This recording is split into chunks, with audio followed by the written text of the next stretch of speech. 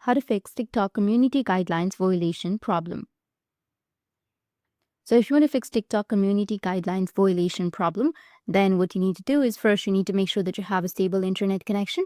After that, you need to search for TikTok and open up your TikTok application. After opening your TikTok, make sure that you've logged into your account. Now you need to go with your profile, which will be on the bottom.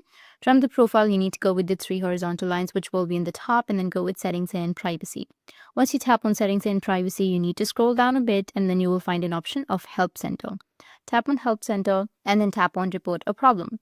Once you tap on Report a Problem, you can select Community Guidelines, Violation, or Account Restrictions.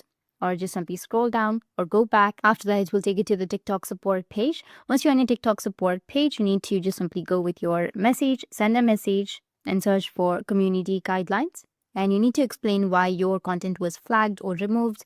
Read through it carefully to understand what caused the violation. If you believe the removal was a mistake, then scroll down and then tap on Appeal, and you will need to describe clearly why you think the content didn't break any of the TikTok's rules.